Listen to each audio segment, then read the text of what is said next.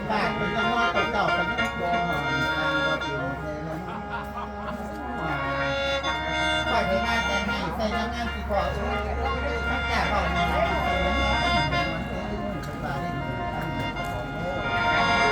คนในใจพ่อประมาณบาดีใช้เป็นคุยสีรังสายแต่รังพวกเขาตั้งตั้งอยู่เต่าไม่ถูกลุ่มทีหน้าสีแดงหาเอาในมวลตอนบ่ายตรงกลางคือสมาธิอย่างนี้เนาะสีลาบเลยว่าไปลงในคนกันได้หรอผมไปเนี่ยลงในคนกันฮะไม่แรงกูล่ะกับไม่แรงกันละไม่แรงเราไปกันตัวนี้เขาแจกเลยไม่แรงเขาแจกลง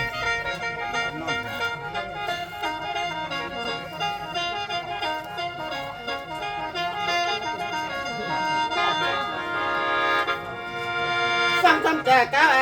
งไปสิจาปนวลแนงสิจาตาเดินใจพี่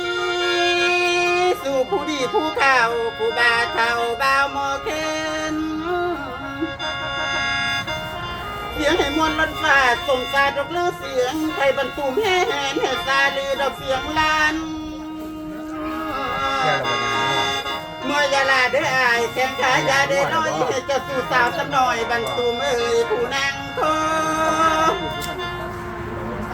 การทำอะไรเนี่ยของกระโดดมากหล่นทางก้าวคือความดีอัศจรรย์เดนอหลายที่จะคอยเจ้าผู้ใดก็เห็นตา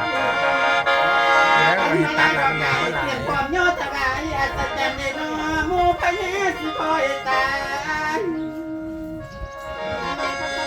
บ่ายผู้เหนือก็แล้วบ่ายผู้ใต้ผู้สมบัติบ่ายผู้เป็นเด็กน้อยเสมือนดามกับพ่อไม้บัดมาไม่ยีลาตามข้องแล้วสิบอกหลังสมุนเรียบร้อยโตคอยแล้วสิจาต้นสมุนนี่ใจเป็นที่สิงหลังสายตาดำพวกเขากังขอเจ้าลูกตาเจ้าเป็นสีคอยคู่ทางแต่เจ้าหัวดอกต่างบ้านคำย่ำเล้งอัศจรรย์เดนอแล้วให้รับรู้ไว้คนว่าจิ้วดอกใหม่ใส่มาลาสีเหลืองซองใส่ตามองกล่องมอบให้เจ้าบ่าวโมเคน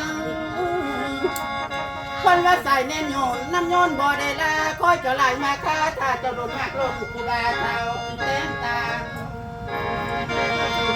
บอกไปดีถึงบ้านตามข่าวคือความงามอัศจรรย์เดนอเราพอใจเราเหลือโดน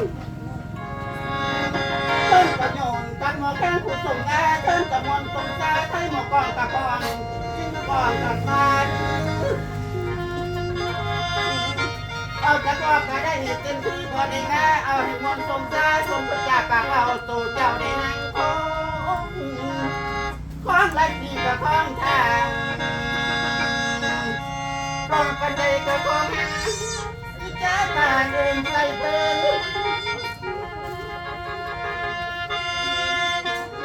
เจ้าผู้หวานเหลืองเลิงเจ้าผู้หวานเหลืองเลิงเป็นดอกไม้ผู้ก่อนคอยถาผู้บ่าวแนวคอยเจ้าคนเจ้าน้ำคลองและสีมาเข้าสู่ห้องปังนาเป็นประสาทของบ้านกำลังทางซุ้มเย็น